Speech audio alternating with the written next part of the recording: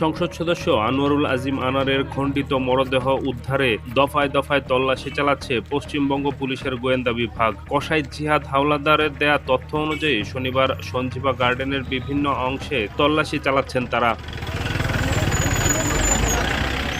আজিম হত্যাকাণ্ডে জড়িত সন্দেহে বনগাঁ সীমান্ত থেকে বৃহস্পতিবার গ্রেপ্তার করা কসাই খুলনার বাসিন্দা জিহাদ পরে শুক্রবার আদালতের নির্দেশে নিজেদের হেফাজতে নেয়ার পর পশ্চিমবঙ্গ সিআইডির গোয়েন্দাদের কাছে খুনের পর ফ্ল্যাটেই দেহ টুকরো টুকরো করে লুকানোর লোমহর্ষক তথ্য স্বীকার করে সে। জিহাদকে গ্রেফতারের পর তার দেয়া তথ্য অনুযায়ী এমপি আনোয়ারুল আজিম আনারের দেহাবশেষ উদ্ধারের জন্য বৃহস্পতিবার রাতেই কলকাতা সংলগ্ন দক্ষিণ ২৪ পরগনা জেলার হংর কুলেরহাট এলাকায় ব্যাপক তল্লাশি চালায় সিআইডি। তবে মরদেহের কোনো অংশ খোঁজ পাওয়া যায়নি। আজ আবারও তল্লাশিতে নেমেছে সিআইডি।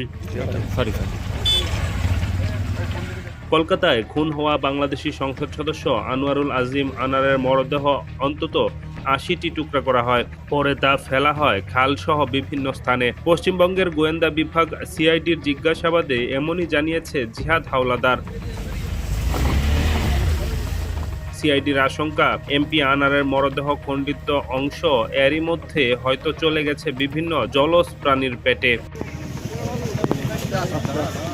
গত ২২ মে আনার হত্যা মামলার তদন্ত ভার নেয় সিআইডি। এরপর গত বৃহস্পতিবার সিআইডি এই খুনের অন্যতম সন্দেহভাজন আসামি কসাই জিহাদকে গ্রেফতার করে। পরে তাকে নিয়েই ২৪ পরগনা জেলার বারাসাত আদালতে তোলা হলে বিচারক তাকে ১২ দিনের সিআইডি হেফাজতের নির্দেশ দেন।